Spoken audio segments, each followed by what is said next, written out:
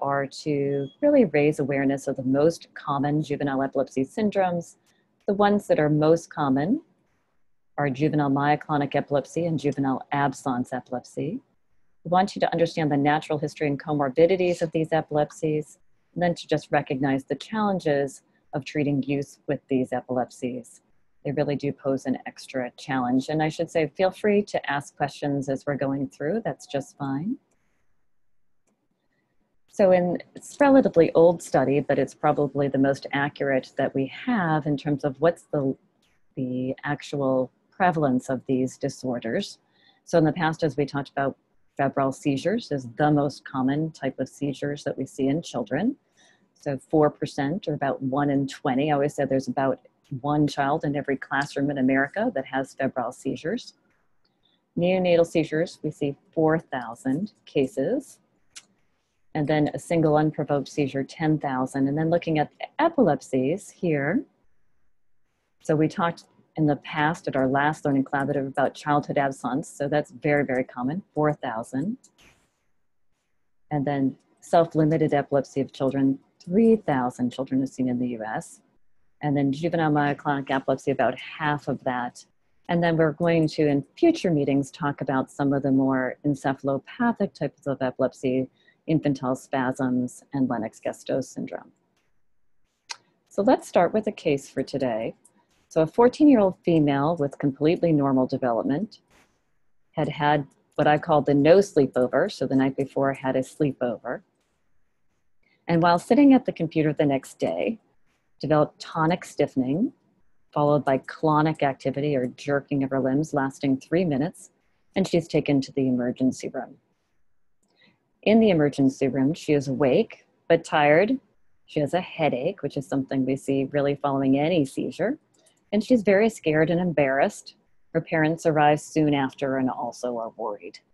There's a normal CAT scan. They do the routine labs, such as a basic metabolic profile, an EKG, and all is normal in the emergency room. So what else would we want to ask? So we'd like to ask about other seizure types. It's one of the things that we're always concerned about if this is an otherwise normal teenager is that this really might be the one that's come to attention, but there are other things that have been happening and people don't always recognize them as seizures. One of the things that we always ask is about jerking, and sometimes this is really just passed aside as just clumsiness. And so we'll talk about, do you feel some type of electricity or a jolt in your limbs at certain times, especially at the beginning of the day or at the end of the day.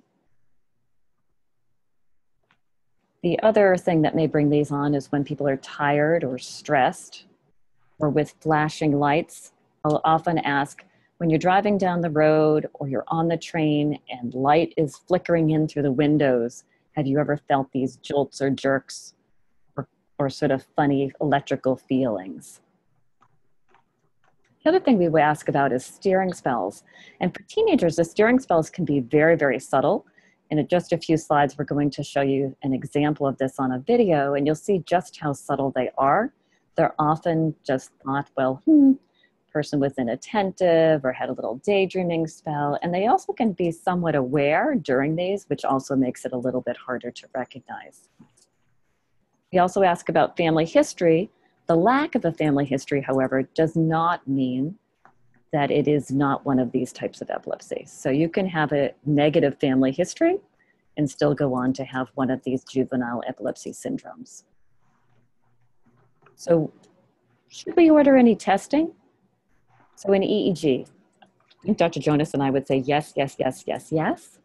So often you probably have heard the advice, well, if it's a single seizure, you're probably not going to treat the person anyway. That's true. What the EEG does in this situation, however, is often tells us that there are seizures, but that they were just unrecognized. So when we do the EEG, if I see some particular signs that we'll show you in just a few minutes, I start to think that they're probably just not aware, and we might even do an extended EEG following that if the routine is abnormal, really trying to capture the actual events. And we've seen that happen quite a few times in the past where the family was unaware, The patient was unaware. We bring them into the hospital, we record them over the night, and they were really having myoclonic jerks, for example. Would we order an MRI? Probably. If it was really classic, you don't have to order an MRI in this situation. And any other tests, I don't really have any at this point that I would order, I would think. Maybe drug screen in an adolescent. Right. So we might want to be looking for, or alcohol screen, in terms of, we know that's one of the things that might bring on the seizures. So Linda and Tanya, you can just jump in and give ideas. I've unmuted both of you. Perfect. I'm going to let Dr. Jonas lead with this video at this point. I'll start with the JME. Oh, she wants me to go. Yeah. Okay. She'll jump in though. So this is an example of a teenager who has been experiencing some events. She talks about myoclonic events during this video, but we're going to point out that there's something else happening that we think is much more interesting. But look also on her hands. She had this very subtle, some of the jerks are very, very subtle. Just woke up and I'm having really bad myoclonic jerks. I decided to take them again because the last video was kind of fuzzy and Right there. So she had a little stare and she had a little jerk. And a few people couldn't hear me or see it very well. So Right there, she jerked and she had a little pause. So I'm trying it again. So maybe I can see it a little bit better. The reason they're so Right there, that's an event. There's a little jerk of her hands and she pauses. it started because Again, she pauses. because I went out of town for a doctor's appointment and I drove a 6-hour trip Right there is a very good to one. see my old neurologist. I'm just going to pause the video for a second and just go back to her. So you saw probably two things. One was she paused, and the second thing was that she jerked her hands a little bit. If this was just a myoclonic jerk, her level of awareness should not have been altered. But I think you could all see that for just a second or two, her level of alertness was altered. So that, to Dr. Jonas and I, when we looked at this video, said, looks like she's having absence. She indeed does have myoclonic jerks, but there's also an absence component, and maybe she didn't really recognize that. So there might be one more. I'll play it once again just for you to watch. Oops.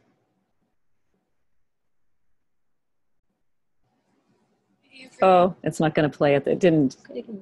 We can scroll to the end, towards a little bit further on, and just see if we have one more. There. It's our trip to see my neurologist, my old one, and she was so sweet and so great. Here's one. It's going to be quite a long pause. And she's kind of put me back on BIMPAP. Which is an interesting treatment. I tried BIMPAP back in January, but I was happy. There's a jerk and a pause. Okay, I'm going to stop the video there. I have to applaud this young woman for recording herself. I think that a lot can be learned from this. Okay, so although she was talking about having myoclonic jerks, the question is, does she have juvenile absence epilepsy? And this really overlaps with juvenile myoclonic epilepsy. Sometimes it's hard to tease them out. The difference between the two is juvenile absence epilepsy means that you see absence seizures more than you see myoclonus, but they do have both. They often begin around the same age, so around puberty, between ages 7 to 16 with a peak of age 10. The absence seizures are less frequent than what we see in childhood absence. So in childhood absence, we say you might see hundreds a day. In juvenile absence, 10, 20 or so is what we'll see. They also tend to be a little bit shorter than the childhood absence seizures. And here, Dr. Jonas wrote for us 16 plus or minus 7 seconds. So I usually say somewhere around 10 to 15 is my average. 85% have a generalized tonic-clonic seizure. That's usually how they come to attention. It's not usually for the staring spells that bring them to attention. And they may have myoclonus. The EEG is very similar to what we'll see with juvenile myoclonic epilepsy, only the discharges are a bit longer. And you'll see generalized spike waves and polyspike waves. And the prognosis is that it's lifelong, or at least what we say until the 4th to 5th decade. Did you want to show the myoclonic seizures here? Yeah. Okay. So here we have another example of a young man who is actually in the hospital while he's recorded. And he also had a similar story to this young woman where he actually presented with a generalized tonic-clonic seizure. And that was after he woke up in the morning. The night before, he spent time with friends, hanging out and drinking, and then woke up in the morning and had a big generalized tonic-clonic seizure. Let's look at him.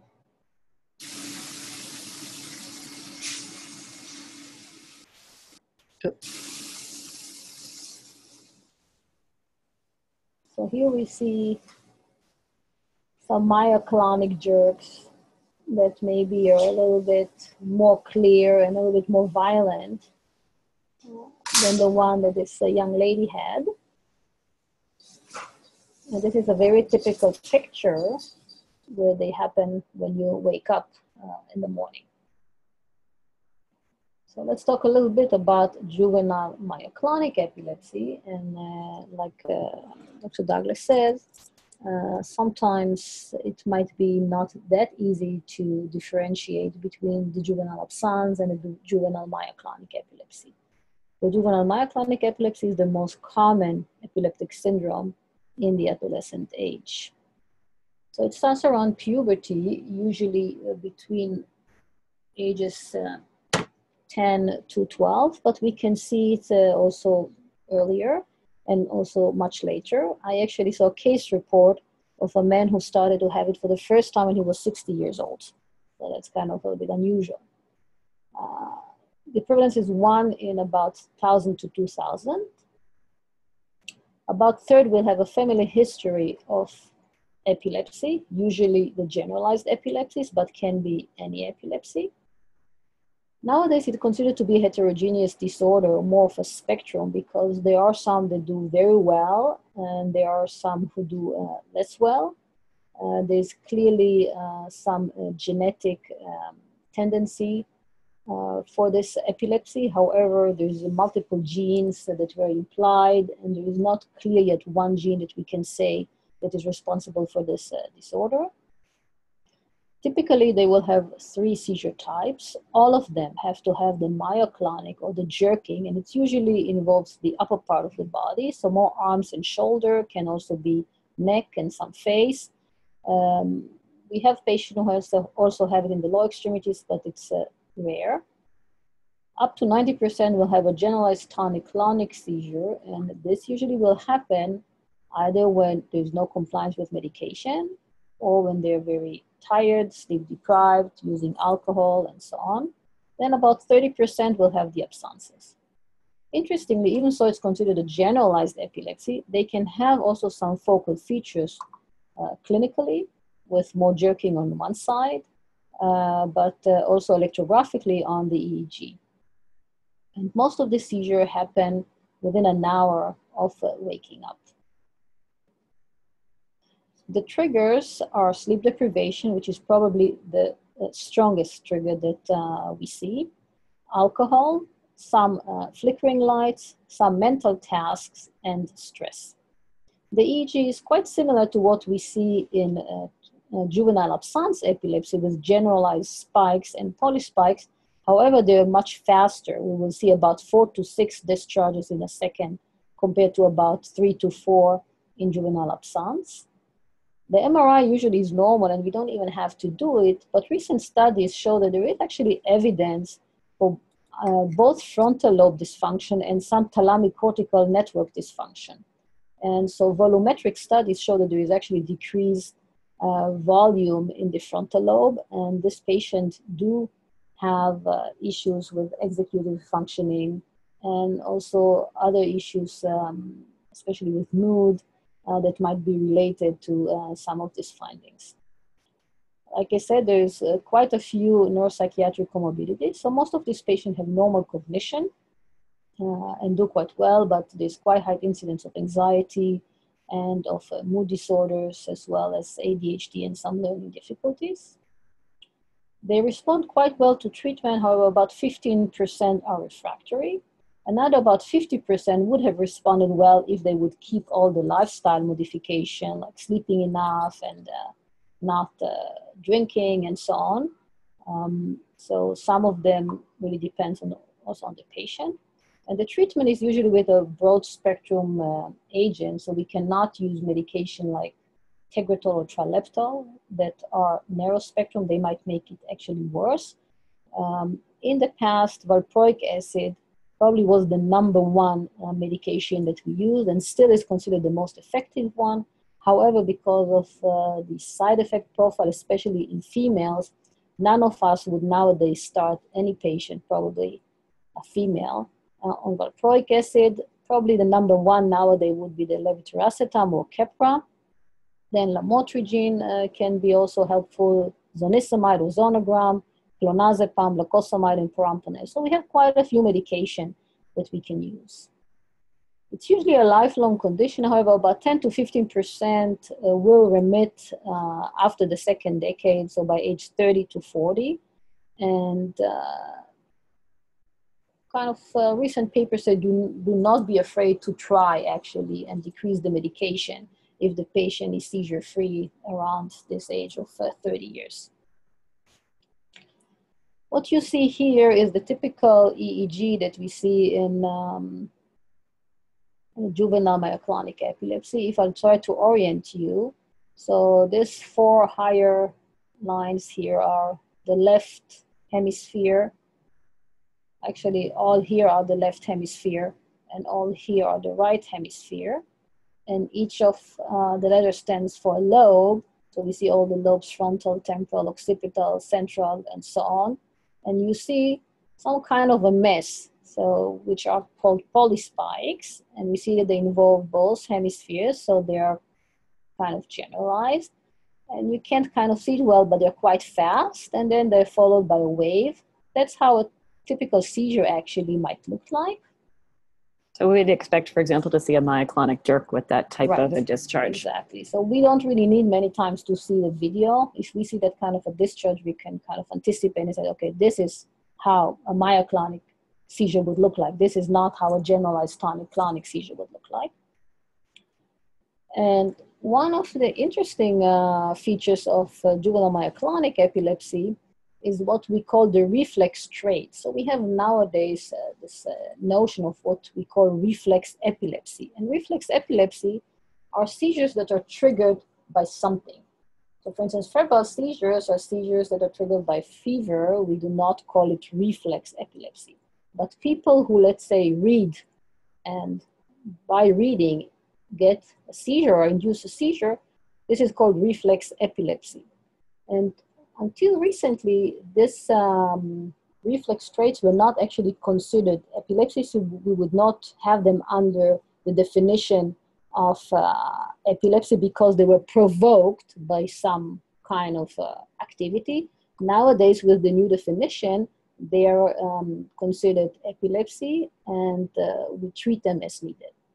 In juvenile myoclonic epilepsy, we actually see quite frequently this reflex trait. So they have photosensitivity, and what you see down there in the picture, you see this young man who is laying in the EEG lab and is getting photic stimulation, so flickering light in different frequencies to try actually and mimic how flickering light might look like when they're driving and seeing flickering lights between the trees, or sometimes what we see with video games.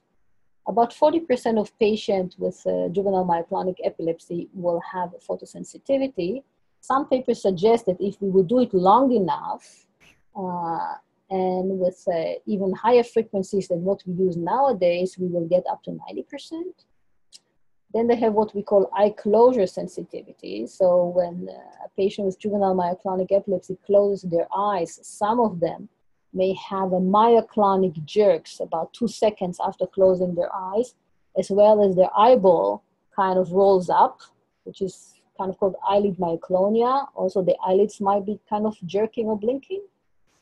Some will have praxis-induced myoclonus. So when they do any activity that needs kind of cognitive activity that involves some visual motor activities like trying to reach into an object, they might have myoclonus with the hand that is actually now reaching out. Most of the time it's going to be the dominant hand because we do a lot of stuff with the dominant hand. The same thing if they're even just thinking about, let's say, a math question, that might also induce a myoclonus, and it's quite frequent, between 30 to 50%. And then they have what we call orofacial reflex-induced myoclonus, is where you get this little twitching around your face, in your jaw, in your throat, and in your tongue by anything that has to do with language. So either reading or talking might actually induce this kind of myoclonus. Here we see another EEG, and if you look down here on the lower side, you see that it's written 10 hertz. So this is how the patient comes to the EEG lab, and this is a photic stimulation of 10 hertz. And when we look previously to that, we see a normal and nice rhythms in the awake state with a lot of eye movement artifact. And then induced by the photic stimulation, we see this generalized discharge that might be non-clinical. So we might just see this discharge without any clinical event, or the patient might have a myoclonic jerks together with it.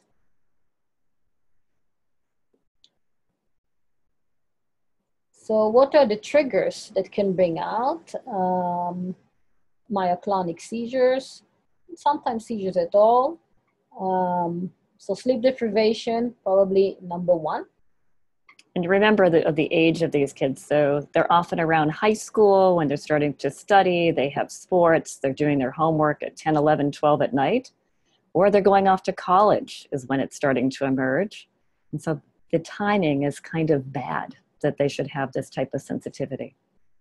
Alcohol? Same thing, right? Adolescents and college kids are starting to experiment with this, and this is the onset of their epilepsy.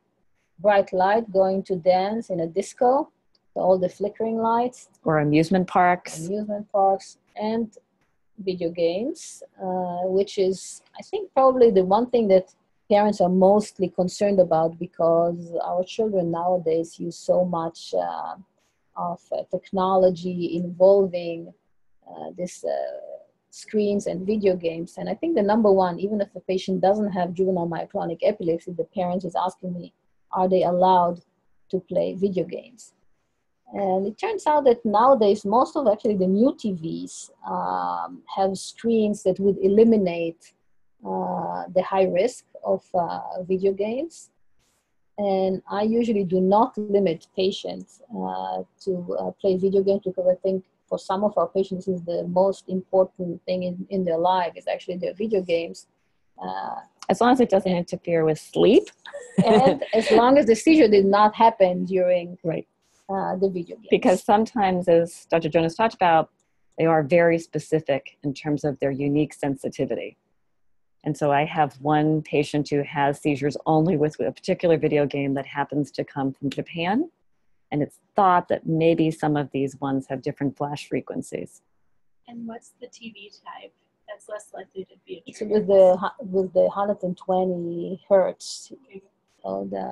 So there's the rate of, the frequency of how the kind of a TV works. Now, interestingly, even if they play video games, I think it's hard to do it because they can cover one eye.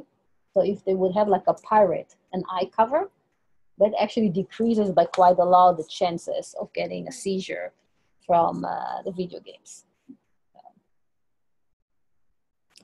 So just some talk about safety in teens with juvenile epilepsies. So again, these are independent young folks. They're very interested in hygiene. And we talked about what's the timing of their seizures. Their seizures are often early morning, 30 to 60 minutes after awakening. So it's not uncommon for us to hear that someone had a seizure in the shower or even worse in the bathtub, because then you worry about drowning, and so there can be injuries. We really have to think about that. We talk a lot about water temperature, making sure that there's actually a set thermostat so that they don't get hurt. If I do have people that like to take a bath over a shower, I always make that the door be somewhat open, and we talk about that it's not the safest, and so it just always worries me. I had a teen once who decided to take a bath around midnight on New Year's Eve, and the parents had to break the door down. Fortunately, they were up and actually realized something was wrong, but that could have actually led to her demise. The other thing is teens, like all of us, are a little bit vain, and they will use hot instruments such as the flat iron. So I have another patient who was seriously burned. She's doing her hair in the morning. Again, this is the time when she's most likely to have a seizure. And when she was flopping around having her generalized tonic-clonic seizure, ended up with major burns to her legs. So we have to think about the safety. Shaving for young men, you know, they're doing that also at the same time of day. So you might think about an electric razor, Right.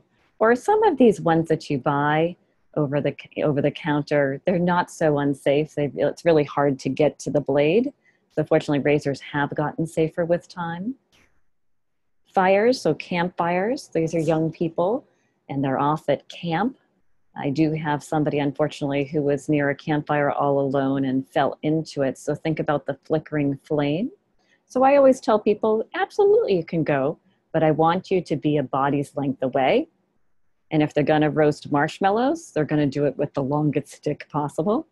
And they're not going to be near a fire alone. Pretty much that's the rule for everything we say in pediatrics anyway, is don't do anything alone. None of us should walk in the woods alone. None of us should swim alone. And so the same holds here true. And I think one of the things that in the juvenile myoclonic epilepsy is actually a good warning sign. So patients who have myoclonic jerks, that means that they're not as well controlled, and there's a good chance that they're going to have a generalized tonic-clonic seizure. So if you wake up in the morning and that's a morning where you have the myoclonic jerks, you have to be much more careful. Or if you are outside somewhere and you have few myoclonic jerks, you should know that this is the time you might get a generalized tonic-clonic seizure. So they have some kind of a warning that can help them actually to be more safe during some days than others. Right.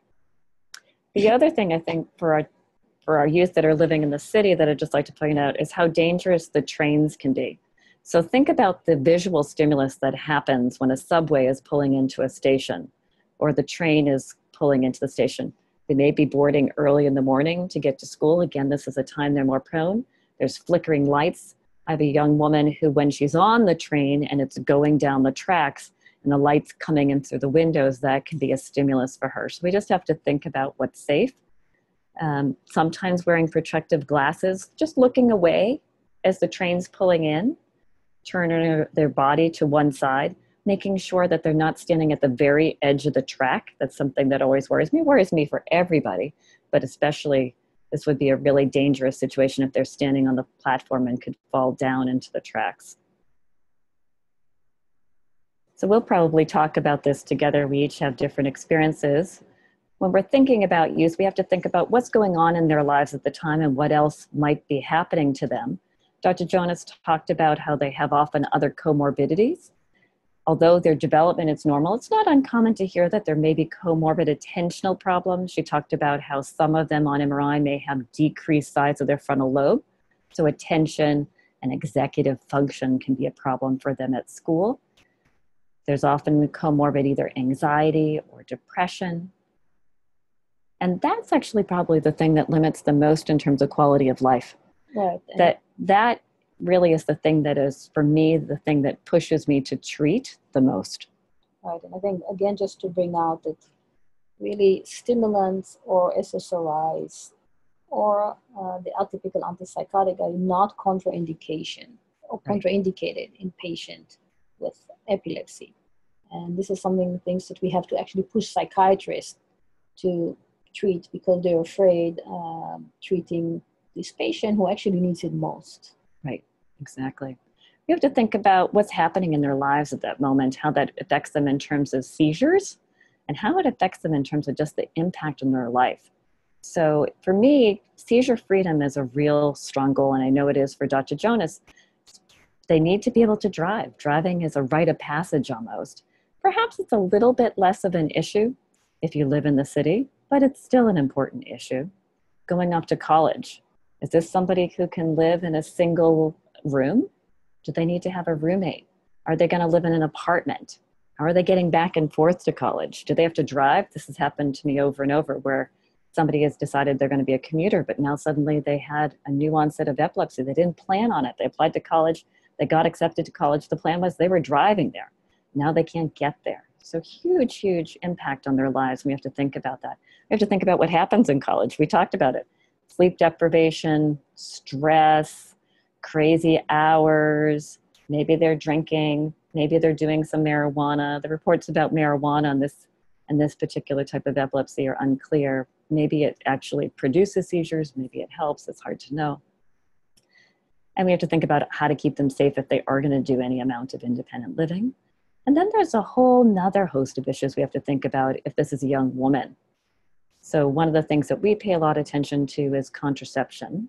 I'm a big proponent of using IUDs because then there are no drug interactions. One of the medicines on the list for this group of juvenile epilepsies is lamotrigine. And so with lamotrigine, if you start an oral contraceptive, then you have to increase the lamotrigine by double. So it reduces lamotrigine levels in half. And then the contraceptives may become ineffective with certain medicines. So although topiramate isn't on the list, if you use a dose of 200 milligrams or more, then suddenly you may not actually be using a contraceptive. You lose the efficacy of the contraceptive. And so we have to pay attention to that interaction as well. We pay attention to menstruation because there might be what we call a catamenial pattern, meaning at certain times throughout the cycle, the person's more at risk for seizures. Estrogen is a proconvulsant. It makes it more likely you're going to have a seizure. And progesterone is protective. So at ovulation, there's an estrogen peak, making it more likely. So we pay attention around day 14. I'm a big fan of period tracker for this purpose. And then around the time that they're about to menstruate, suddenly there's a fall in progesterone, which is protective, and then they may actually have seizures.